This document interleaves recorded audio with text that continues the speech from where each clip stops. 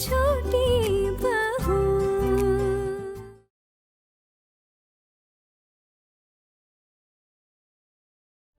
Excuse me ma'am,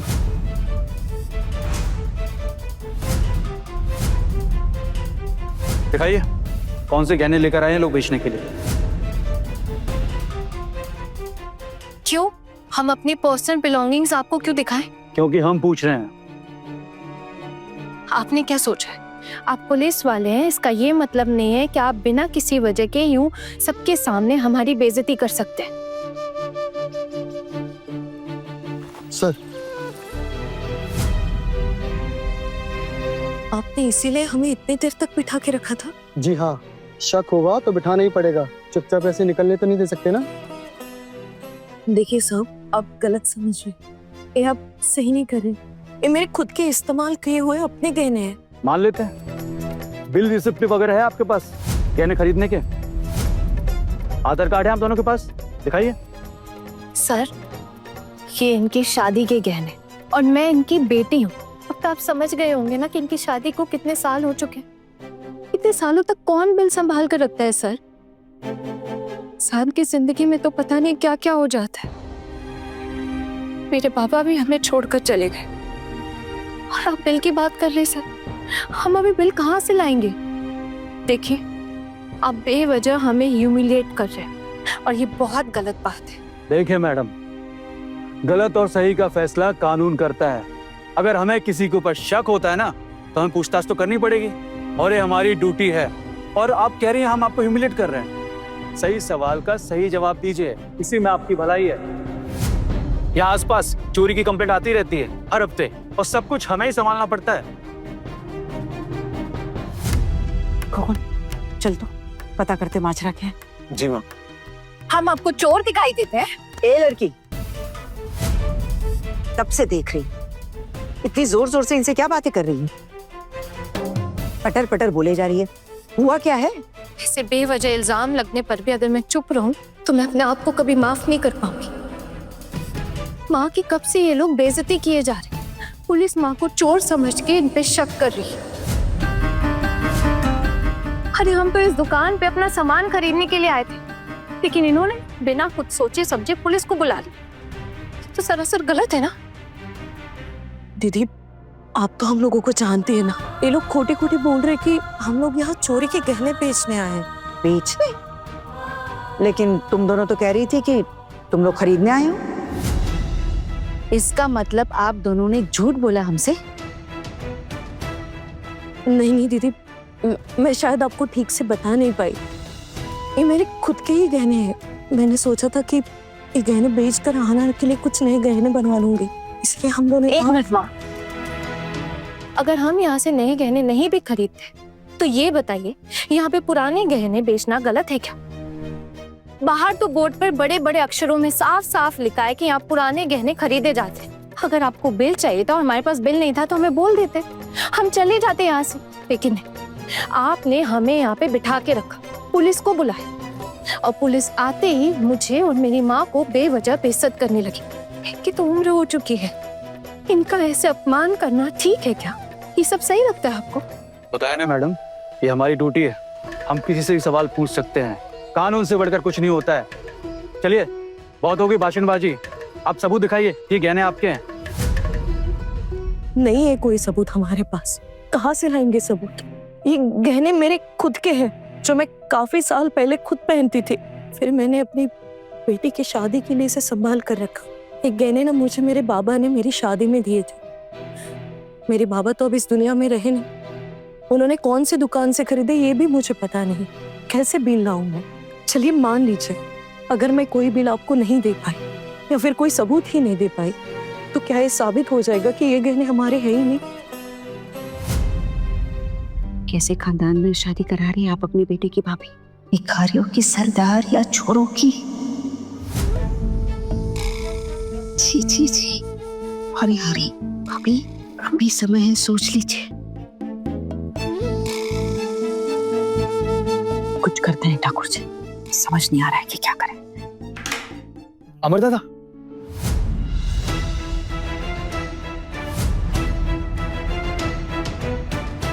छोटू तो आ गया, देखना क्या झमेला हो गया है।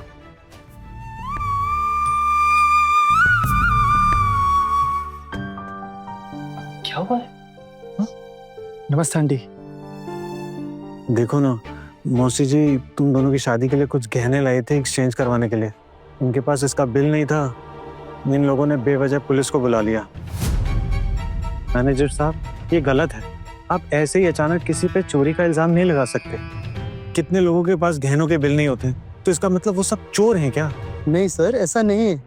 हाल ही में चोरी के ऐसे काफी केसेस हुए हैं, इसलिए हम लोग अपना थोड़ा सेफ्टी के लिए बस। तो आप बोल देते कि आप बिना बिल के गहने नहीं खरीदना चाहते। पुलिस को बुलाने की क्या जरूरत थी? आप लोगों ने मेरी बेटी के होने वाले ससुराल वालों के सामने जो हमारी बेइज्जती की है ना, अगर इस कारण से उसकी शादी टूटती है तो इसकी जिम्मेदारी कौन उठाएगा? आपको अंदाजा भी नहीं है कि कितनी बड़ी मुश्किल में फंस सकते हम दोनों। बेवजह तो कोई शक नहीं करता, कोई तो कारण रहा होगा। सही कहा आपने, कारण है। कारण ये है कि हम लोग अमीर नहीं, हम लोग गरीब है ना। मैंने और मेरी माँ ने जो कपड़े पहने हैं वो अमीरों वाले नहीं, इसलिए इन लोगों ने सोचा कि हम गरीब हैं तो पक्का हम ही चोर होंगे। एक बात बताइए आंटी, आपके घर में भी तो बहुत सारे गहने होंगे ना, जिसका कोई बिल रसीद कुछ भी नहीं होगा। लेकिन अगर वो गहने आप यहाँ बेचने आएंगे तो ये लोग आप पे शक नहीं करेंगे, क्योंकि आप लोग तो अमीर है ना।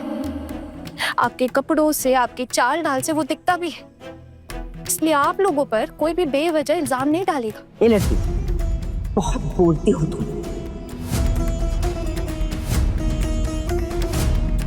एक मिनट माँ। सर, ये लोग बहुत ही शरीफ लोग हैं और आप बिना किसी प्रूफ के एलिगेशंस कैसे लगा सकते हैं इन पे? अरे मैंने तो अभी तक कोई एलिगेशन लगाया ही नहीं है। मैनेजर साहब का फोन आया था हमारे पास कि बिना बिल के गहने बेचने आए हैं। हम तो बस पूछताछ करने के लिए आ गए। लेकिन ऐसे कौन से इतने सारे गहने लेकर आई थी मैं? 2 कंगन, एक गले का हार और बस 2 झुमके। इसीलिए तो शक हुआ। बाहर में जाए आपका शक। पहचान की दुकान थी, इसीलिए हम लोग यहाँ आए थे। माँ तुम बोलो ना, तुम यहाँ पे किसी को जानती थी ना?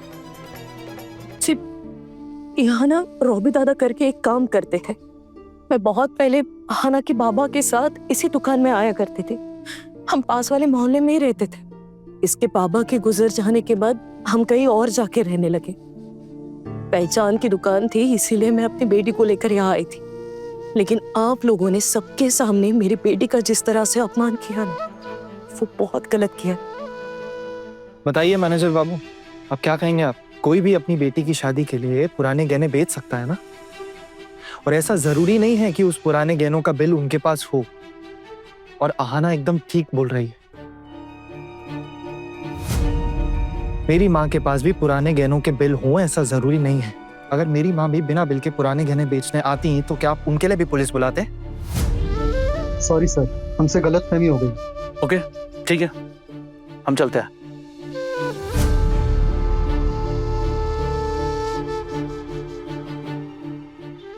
लाइए।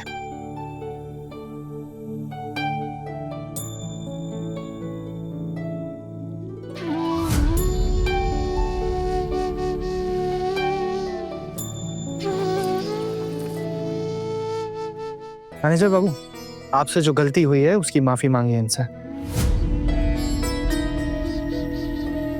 छोटू, बस और तरफदारी करने की जरूरत नहीं है इनकी। पता नहीं ये झंझट ही खत्म नहीं हो रहा। झंझट ही नहीं भाभी, हमारे तो पूरे टाइम का सत्यानाश कर दिया यहाँ गहने खरीदने के चक्कर में। सत्यानाश नहीं, आप लोग का तो भला हुआ है ना। अभी आप ही तो कह रही थी आंटी जी से कि हम लोग चोर है या भिखारी, आप समझ नहीं पा रही। ये बात शायद अब उनके कान में कहनी थी, लेकिन मैंने सुन लिया। अब तो आपके समझ में आ गया ना कि हम लोग चोर नहीं है। अब आप लोग समझ लीजिए कि आपको ऐसे घर की बहू अपने घर लानी है या नहीं।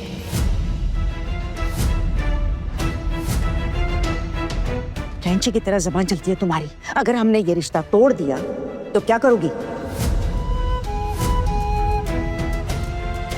मैंने तो रिश्ता तोड़ने की बात ही नहीं की आंटी जी, वो तो आप लोगों ने की है। पर ठीक है, अगर आप लोगों के मन में शक है ना, तो मत कराइए अपने बेटे की शादी मुझसे।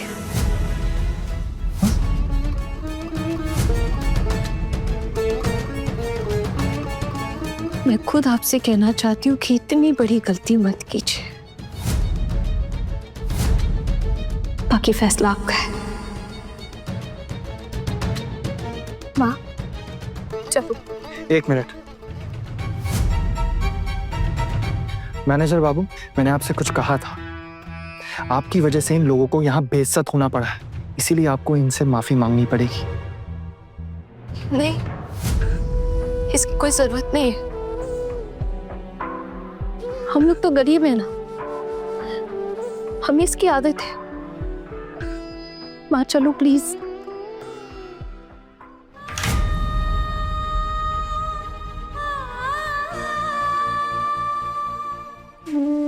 मेरे बच्चे की बातों का बुरा मत मानना दीदी। आज उसके दिल पर बात लग गई, इसलिए कुछ ज्यादा ही बोल गई। बहुत स्वाभिमानी है मेरी आना, फिर भी दिन रात लोगों के ताने सहन करते करते ना कभी कभी कुछ ज्यादा ही बोल देती है। लेकिन वो दिल की बहुत अच्छी है दीदी, बहुत प्यार करती है। आज उसकी माँ को छोड़ कहा गया ना, इसलिए शायद चलते हो।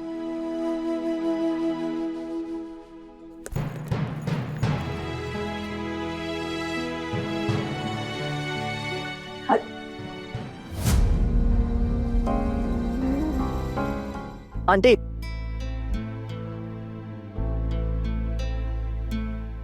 आप आए तो अपनी मर्जी से, लेकिन सब लोग मुझे उल्टा सीधा कहेंगे। आप प्लीज वापस चले जाइए, प्लीज।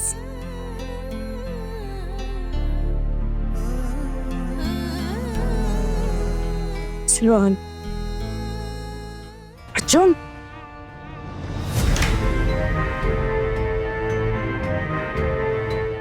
इन दोनों से बात करने के लिए बुलाया था मैंने तुझे यहाँ। क्या बातें कर रहा था तू? और ऐसी कौन सी बातें करनी थी उन दोनों से? आप लोगों ने बात ही क्या करने दी मुझे। मतलब ये माँ, मैं आपसे एक बात कहना चाहता हूँ। आप अच्छे से जानती है ना कि मैं हमारे परिवार की इज्जत, उनके मान सम्मान का ख्याल रखता हूँ। उसी तरह मैं अपनी होने वाली बीवी के परिवार की इज्जत और उनके मान सम्मान का ख्याल रखना चाहता हूँ। कल को कोई भी आके उनकी बेइज्जती कर देगा तो मैं चुप नहीं रह सकता। क्या कहा?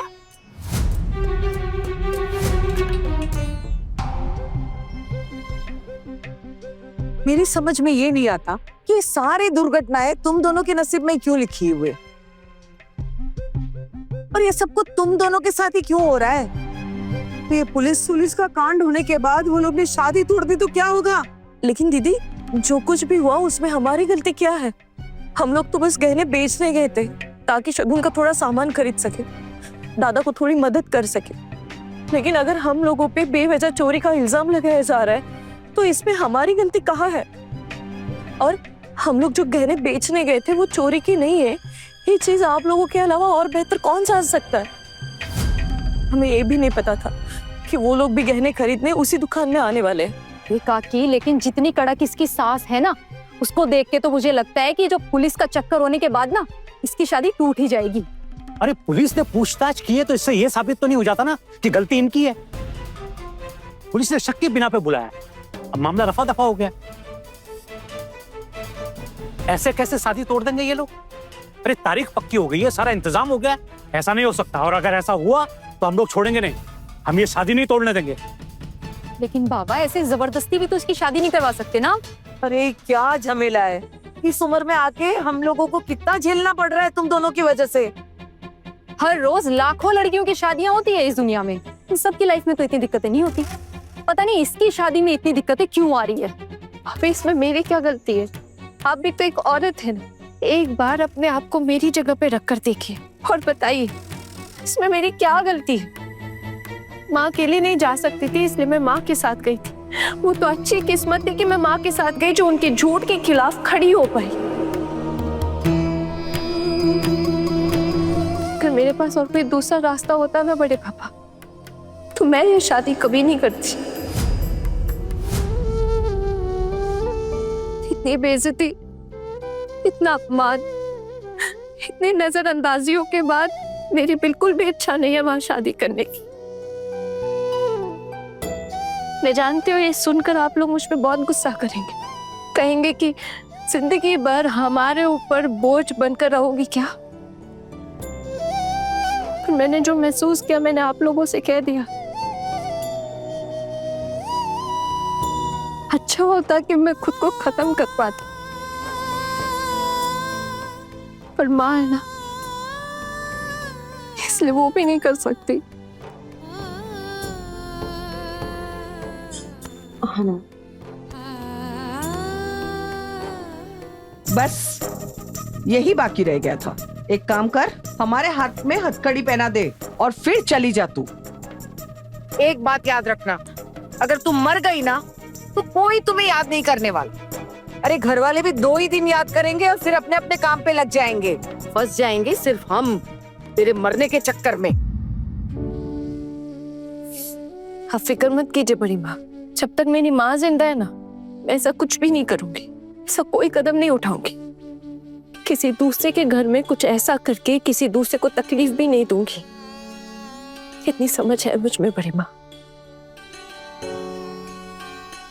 माँ, हाथ मुंह धोकर कुछ खा लो, शाम हो गई है, सुबह से कुछ खाया भी नहीं है तुमने। जाओ कुछ खा लो। आना, मैं खाना लगा देती हूँ, हम दोनों ही मिलके खाना खाएंगे। कुछ खाने का मन तो नहीं कर रहा आना, लेकिन तेरे साथ 2 दिन वाले खा लूंगी। हाँ, अपने हिस्से का खाना तो नहीं छोड़ेगी ना ये। अगर बात हिस्से की है बड़ी माँ, तो खाने का कुछ हिस्सा खाना बनाने वाले के लिए भी होना चाहिए ना। और मेरी माँ तो सिर्फ खाना ही नहीं बनाती, बल्कि झाड़ू पोछा, साफ सफाई, बर्तन धोना, कपड़े धोना सब करती है। वो अकेले 2 जन का काम करती है। मैं काम नहीं कर पाती, इसलिए मेरे हिस्से का काम भी मेरी माँ करती है। जब से हम लोग आए हैं तब से आपने 2 नौकरों को घर से निकाल दिया, तो उस हिसाब से हमारे लिए भी खाना होना चाहिए ना। इतना तो हमारा हक बनता है परिमा। आहना, अपनी जुबान पे काबू रख। मैंने कुछ गलत नहीं कहा है बड़ी माँ, सिर्फ आपके सवाल का जवाब दिया है। माँ चलो, अगर तुम खाना नहीं खाओगी ना तो यहाँ तुम्हें कोई पूछने वाला नहीं है। चलो खाना खाते हैं।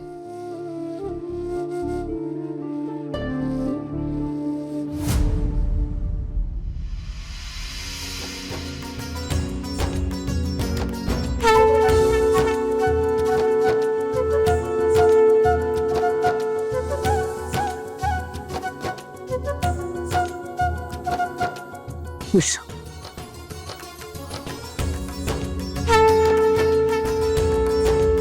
सबका आशीर्वाद हो गया है, चलो अब आई बुरो भात की रस्म पूरी करते हैं।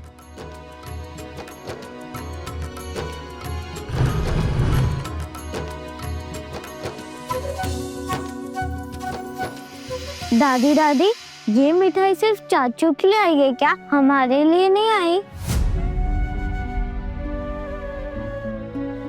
तुम लोगों की शादी है क्या जो तुम लोग भी मिठाई खाओगे? क्या जिसकी शादी होती है उसको ही सिर्फ मिठाई मिलती है क्या? नहीं नहीं, ऐसा कुछ भी नहीं है माँ। इतनी सारी मिठाई आई है, थोड़ी थोड़ी बांट देते ना। बच्चों शेयर करोगे मेरे साथ? हाँ। Very good. क्या क्या शेयर करोगे? कल तुम लोग जाओगे ना चाचू के बारात में, तो जितना मन करे लड़की वालों के यहाँ उतनी मिठाई ठूस लेना, ठीक है? अरे बच्चे हैं माँ, और वैसे भी आज खुशी का माहौल है और इतनी सारी मिठाई आ गई तो थोड़ी थोड़ी बांट देते। आई बूढ़ो भात की रस्म से ही खर्चे का मीटर शुरू कर दूं मैं, यही चाहता है ना तू? अरे शादी के नियम के हिसाब से इतने सारी चीजों का इंतजाम सिर्फ तेरे लिए किया है, बाकी सबके लिए थोड़ी देख सुनकर चलना पड़ता है आजकल। मेहनत से कमाए हुए पैसे हैं तेरे, समंदर का पानी नहीं, जितना मन किया उतनी बाल्टी निकाल लिया। हाँ हाँ, शादी में जाएंगे। अब कल से जितना खाना है उतना खाना, जितना मन है उतना खाना, कल से खाना शुरू। भाभी इतना सोच समझ कर चलती है तभी हमारा घर ठीक ठाक चलता है, नहीं तो हालत ही खराब हो जाते। तुम लोग कैसे देख रहे हो ये मिठाई? हाँ, कभी मिठाई नहीं खाई तुम लोगों ने क्या? जो परोस के दिया है चुपचाप खाओ। खाओ। बड़ी बहू, ताना क्यों मार रही हो? और तुम्हें क्यों बुरा लग रहा है? देख रही हूँ मैं, आजकल तुम हर छोटी छोटी बात पर नखरे दिखाने लगी हो। नहीं तो ऋषिमुनि, मुझे किसी चीज का बुरा नहीं लगा है। बच्चे हैं, धीरे धीरे ही तो उन्हें सब कुछ सिखाना पड़ेगा। अब देखिए ना, लड़कियां हैं, बड़ी हो रही हैं, इतना कुछ तो दिया है खाने के लिए, लेकिन दूसरे की प्लेट देखकर लालची हो रही हूँ। मेरे बेटों को देखो जरा, कितने समझदार है। रोज का खाना परोसा है, फिर भी खाने में कोई दिक्कत है? क्योंकि दोनों समझते हैं कि उनके भाई का आई बुढ़ो भात है, इसीलिए उसके लिए सारे पकवान बनाए गए हैं। हाँ जी बात सही कहा, लेकिन लगता है मटन काफी बढ़िया बना है। नहीं, मेरा मतलब है खुशबू बहुत अच्छी आ रही है, तो अच्छा ही बना होगा। लगता है भैया का मन कर रहा है मटन खाने का। अरे थोड़ा सा ज्यादा ले आते बाजार से तो क्या बिगड़ जाता? मैंने तो पहले ही कहा था कम से कम 1 किलो तो लाना, कम से कम घर के आदमियों का तो हो जाता। अब हम औरतों का क्या है, हम तो इन सब के बाद ही खाना खाते हैं। जितना मिल गया उसी में चिल्ला लेते हैं, है ना? हाँ, शुरू हो जाओ। तुम्हें हर बात में टांग अड़ानी है ना? क्या दीदी, क्यों बीच में बोलती रहती हो? हर बार जानबूझकर दांत खाती हो ना? ठीक तो कह रही है छोटी।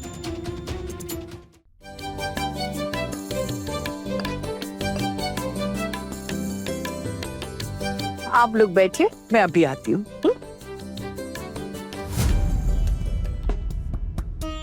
बड़े बाबा, कितना सारा खाना बनाया है। कब चुप चुप के बनाया? और रसोई में सामान था ये सब बनाने के लिए? वो नहीं दीदी, बस ये वो मिलाकर जितना बन सकता है उतना बनाया मैंने, और फ्रिज में जितना सामान पड़ा था उसी से बनाया, अलग से कुछ नहीं लाया।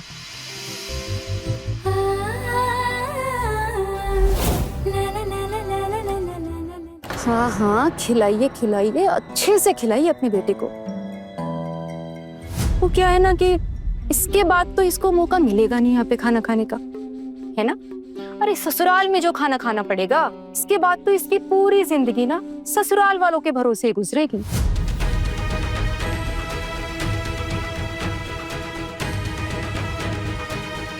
हमारे घर की सभी लोगों की किस्मत हमारी जो माँ है दुर्गा देवी सेन, उनकी मुट्ठी में है। ये लड़की बहुत बोलती हो तुम। अपने पसंदीदा शो के फुल एपिसोड देखने के लिए अभी डाउनलोड करें दंगल प्ले ऐप।